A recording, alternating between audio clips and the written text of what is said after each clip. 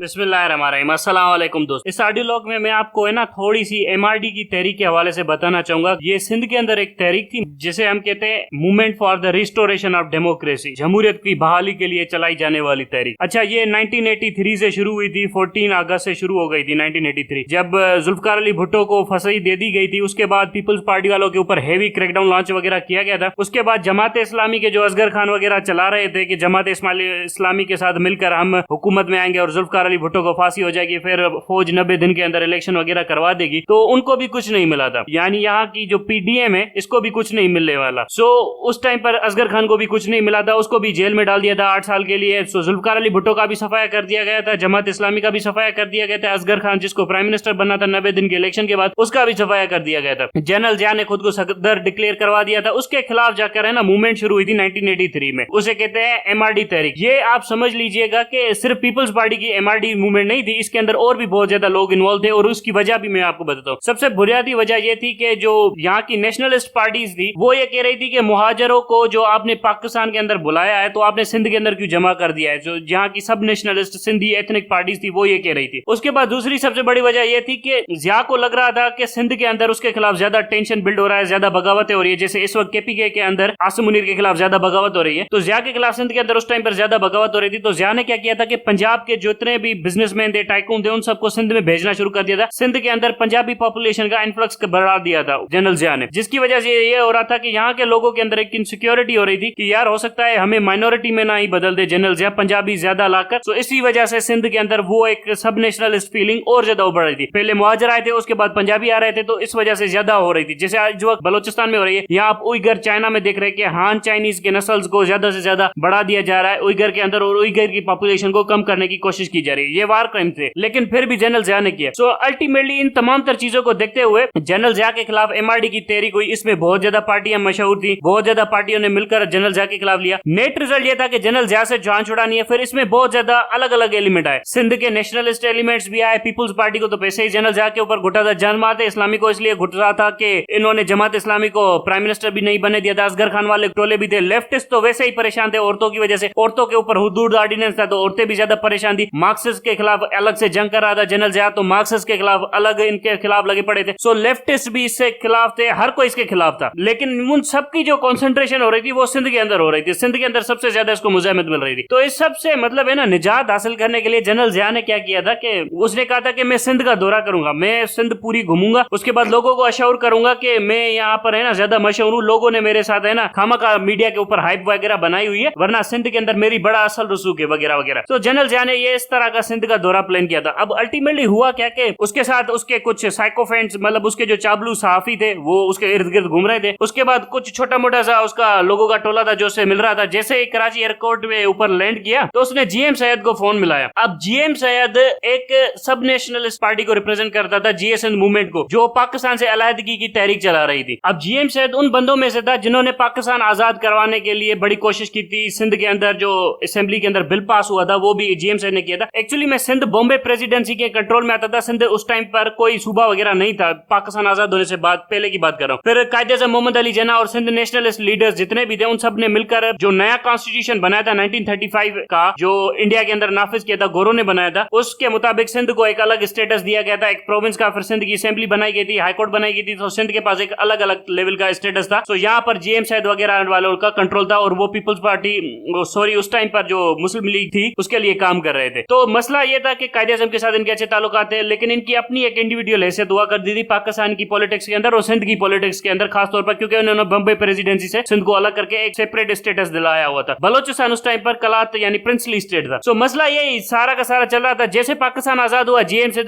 ने कहा कि अब हमारे को सूबाई हकूक दो। जैसे बलो ये आपके बंगाली मांग रहे थे तो इनको नहीं मिला, इनको जाकर अंदर कर दिया। फिर जुल्फकार अली भुट्टो ने कहा कि सिंध का मैं भी बड़ा लीडर हूँ, वडेरा हूँ। सो अयूब के साथ हाथ मिला लिया और जीएम सैयद को जेल में भिजवा दिया। सो जीएम सैयद को भी पता था कि बेटा तू अयूब के साथ मिलकर हमारी तो ठुकाई कर रहा है, एक वक्त आएगा कि हम भी किसी के साथ मिलकर तुम्हारी ठुकाई करेंगे। सो जनरल जिया ने जैसे ही जुल्फकार अली भुट्टो को फांसी दे दी तो जीएम सैयद ने कहा इन लोगों ने तो अपना ही बंदा मार दिया, ये कितने बेवकूफ और डफर जनरल है, इन लोगों ने अपना ही बंदा मार दिया। फिर जनरल जिया आया हैदराबाद, कराची एयरपोर्ट के ऊपर लैंड किया। फिर हैदराबाद आ रहा था तो हैदराबाद में सही जीएम सैयद था, उसको फोन की, उसने मतलब वेलकम किया। सही जीएम सैयद ने भी बातचीत की, मुलाकात की। अब सारे सिंधी परेशान, ये तो आजादी मांग रहा था, ये कैसे जनरल जिया के साथ जाकर मिलकर बैठ गया। जैसे हमारे यहाँ पर अभी नहीं हो रहा कि लेफ्टिस्ट जाकर फौज की गोदी में बैठ गए, तो ये सब लोग सोच रहे थे कि यार ये तो आजादी मांग रहा था, ये कैसे जाकर इनके साथ मिलकर बैठ गया जनरल ज़िया वालों के साथ। तो वहां पर ये सारा तमाशा हो रहा था। बहरहाल जनरल ज़िया ने कहा कि मेरी मतलब है ना बड़ा असल रसूख है सिंध के अंदर, लोग मुझे जानते हैं। सो छोटे छोटे पॉकेट्स के लोगों के साथ मिल रहा था, यानी 100-150 लोग जैसे इस वक्त नुमाइश है। और फिर मीडिया के ऊपर इंटरव्यू और फिर टीवी के ऊपर इंटरव्यू देख के मेरी क्या हो रही है। उस टाइम पर बीबीसी उर्दू को ज्यादा सुना जाता था, और बीबीसी उर्दू एक्चुअली में एंटी पाकिस्तान नैरेटिव भी सेल करता था थोड़ा बहुत, और एक्चुअली में उस टाइम की रिजीम की जो काली करतूते थे वो भी सेल करता था। सो एक्चुअली में मसला यह था कि स्टेट मीडिया यानी पीटीवी तो कंट्रोल में था गवर्नमेंट के, जैसे आजकल का मीडिया कंट्रोल में। सो जो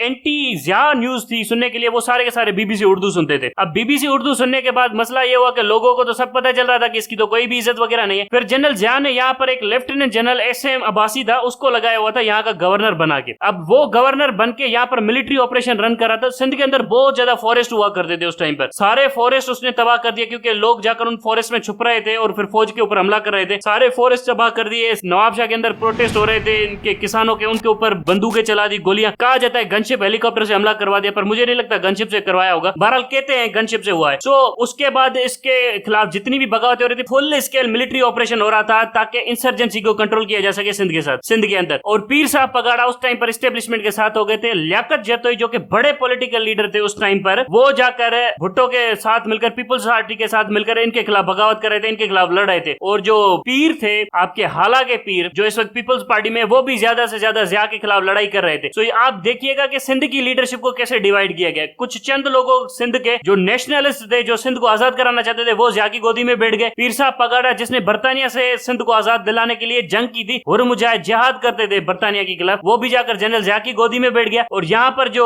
दूसरे थे पीपल्स पार्टी वाले, वो जाकर मतलब है ना जनरल ज़िया के खिलाफ बगावतें कर रहे थे, जिसमें लियाकत अली जतोई हो गया और पीर हो गए आपके हाला के पीर। अब यहाँ पर आप देखिए मजे की बात देखिए, जब एस्टेब्लिशमेंट के साथ जुल्फकार अली भुट्टो था, तब उस जीएम सैयद और पीर साहब पगाड़ा के खिलाफ कार्रवाई करा रहा था। जुल्फकार अली भुट्टो जीएम सैयद को जेल भिजवा रहा था, पीर साहब पगाड़ा को जेल में भिजवा रहा था, सिर्फ इसलिए क्योंकि एस्टेब्लिशमेंट के साथ मिला हुआ था और इनको दबा रहा था। अब जब जुल्फकार अली भुट्टो जेल चला गया, तो इन लोगों ने भी एस्टेब्लिशमेंट के साथ मिलकर कहा कि बस अब जो हुआ सो हुआ। लेकिन नेट रिजल्ट ये हुआ कि अवाम बड़ी समझदार थी, अवाम जानती थी कि ज़िया बगड़ा बेगैरत है, कमीना है, ये वो है। अब अवाम को भी सबसे ज्यादा गुस्सा ये था कि उस टाइम पर 1983 से पहले एमक्यूएम जैसी कोई पार्टी वगैरह थी नहीं। एमक्यूएम के जितने भी मुआवजा थे वो यहाँ जमात इस्लामी के साथ मिलकर सियासत करते थे, या किसी मार्क्सिस्ट पार्टी के साथ मिलकर सियासत करते थे, या प्रोग्रेसिव विंग बना हुआ था पीपल्स पार्टी का जिसके साथ मिलकर वो सियासत करते थे। बाकी वो किसी के अंदर नहीं जाते थे मुआवजा। अब ज़िया ने भी 83 के बाद जाकर 86 में जाकर एमक्यूएम बनाई, फिर सारे के सारे एमक्यूएम की रैंक को भर दिया उसने, ताकि सिंध की पॉलिटिक्स को डिवाइड किया जा सके। पहले उसने पीर साहब पगाड़ा और जीएम सैयद को अपने साथ मिलाकर उस तरफ कर दिया, फिर उसने जाकर मिला दिया,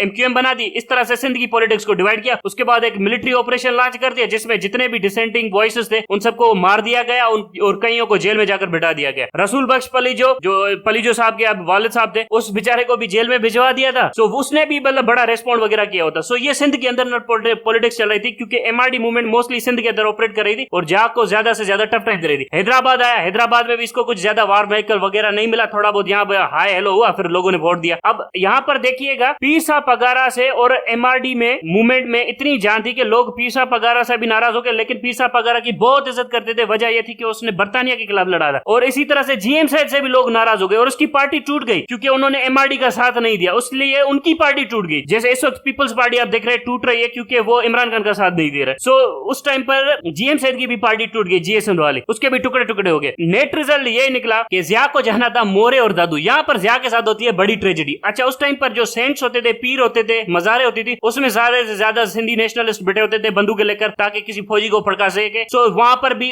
टैंकों से उन मजारों के ऊपर, उन पीरों के ऊपर हमला किया जाता था जनरल ज़िया की तरफ से। अच्छा, ये जनरल ज़िया की एक थोड़ी सी फिलोसफी भी थी कि सिंध के अंदर तौहीद होनी चाहिए, यहाँ पर सूफीज्म ज्यादा था, सो तौहीद को प्रमोट करने के लिए। सो जिस तरह की आइडियोलॉजी जनरल ज़िया प्रमोट कर रहा चाहता था वो सिंध रिस्पॉन्स नहीं कर रही थी। सो अल्टीमेटली ये हुआ कि इसने टैंके वेंके चढ़ा के सारे सिंधी शिंदी मार दिए। मसला ये हुआ कि जब ये पहुंचा मोरो और दादू, अब इसने कहा था कि दादू में मुझे बड़ा वेलकम दिया जाएगा, मुझे सेंट्रल सिंध वेलकम करेगी, ये वेलकम करेगी। तो थोड़ी सी गाड़ी इसकी चली। अच्छा, बाय हेलीकॉप्टर पहुंचा था, बाय रोड नहीं गया था, रोड पे इसको गालियां पड़नी थी। सो बाय हेलीकॉप्टर पहुंचा तो थोड़ी सी इसकी गाड़ी चली, इसे लगा कि लोग मेरा इंतजार कर रहे होंगे, बहुत ज्यादा वेलकम करेंगे मेरा। 3-4 लोग थे जिनको मतलब डीएमजी डिस्ट्रिक्ट मैनेजमेंट ग्रुप वालों ने बिठाकर 2-3 पाकिस्तान के झंडे दे दिए थे, वो सड़कों पर हिला रहे थे, ज़िया वेलकम, ज़िया वेलकम। लेकिन उसके बाद इसकी गाड़ी के सामने एक कुत्ता आ गया, लोगों ने कुत्ता जोड़ दिया, और वो ये होता है प्रोटेस्ट करने का तरीका। अच्छा, उस कुत्ते को पकड़ा था, उस कुत्ते पे लिखा हुआ था जनरल जिया। आगे चली गाड़ी, फिर कुत्ते को भगा दिया गया। आगे चली इसकी गाड़ी, उसके बाद सामने एक गधा आया, उस गधे पे भी लिखा हुआ था जनरल जिया। फिर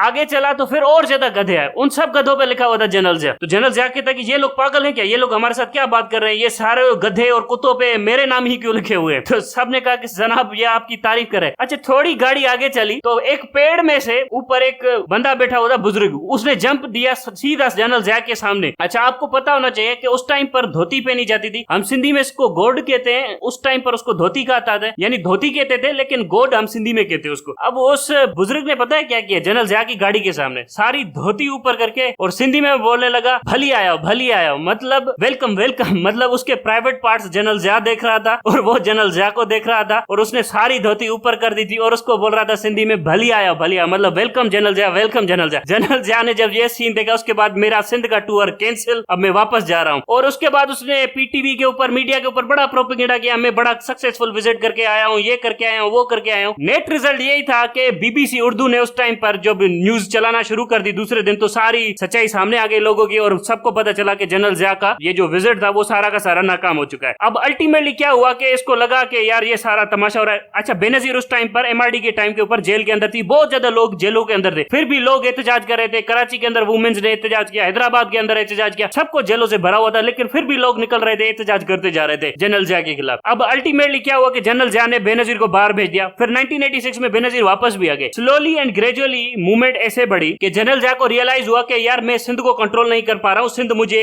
गले में पड़ गई है, सिंध मेरे गले में पड़ गई है, अब मैं सिंध को कैसे संभाल। फिर मोहम्मद खान जुने जो थर से जाकर बंदे को ढूंढा, उसको लेकर आया कि आओ तुम प्राइम मिनिस्टर बनो, सिंध के प्राइम मिनिस्टर बनोगे तो लोग सिंधी मुझे खुश होंगे कि मैंने सिंध का प्राइम मिनिस्टर बनाया है, ताकि सिंध मुझे सपोर्ट करे। सो इस तरह का मतलब ड्रामा उसने किया। जैसे मुशर्रफ ने बलोचिस्तान से जाकर प्राइम मिनिस्टर ढूंढ कर लाया था कि बलोचिस्तान के अंदर मुझे गालियां पड़े, क्योंकि बलोचों को इसने कहा था कि हम तुम्हें वहां सेट करेंगे, तुम्हें पता भी नहीं चलेगा कहां सेट करेंगे। सो वहां पर से उसने जो अपना जमाली साहब है उसको लेकर आया था कि ये मैंने बलोचिस्तान से लाया। तो इसीलिए मोहम्मद खान जुने जो सिंध से था उसको लेकर आया। मोहम्मद खान जुने जो भी बड़ा चालू चीज था, हालांकि वो था पीपुल्स पार्टी वालों के साथ था, लेकिन वो बड़ा चालू चीज था। उसने भी जनरलों के ऊपर ऐसे ऐसे कानून लगाए, ऐसी ऐसी चीजें की ताकि जनरल जिया की जो पेंट गिली होगी। अल्टीमेटली जनरल जिया ने बम से ब्लास्ट हुआ, मोहम्मद खान जुनेजो को इसने सेक कर दिया था, उसके बाद इसके खिलाफ बम ब्लास्ट हुआ जिसमें जनरल जिया मारा गया, उसके बाद जाकर बेनजीर है। सो आपको अब समझ में आना चाहिए कि यहाँ पर एक मूवमेंट भी गले में पड़ सकती है किसी डिक्टेटर। डिक्टेटर्स बहुत ही ज्यादा कमजोर होते हैं, बहुत ही ज्यादा कमजोर होते हैं, लूसी होते हैं, इनकी कोई हैसियत नहीं होती सियासी तौर के ऊपर। अगर वॉल चाकिंग करना भी आप पंजाब के अंदर शुरू कर देना, छुप छुप कर मास्क पहनकर वॉल चाकिंग करना शुरू कर दे, मोबाइल छुपा कर, क्योंकि मोबाइल लेकर जाएंगे तो आपकी जियो फेंसिंग हो जाएगी, आपको पता चलेगा। सेलफोन घर रखकर वॉल चाकिंग करके लेके आसम मुनीर कुत्ता ये करके लिखेंगे ना आप सड़कों के ऊपर, तो बहुत असर पड़ेगा। ये सारे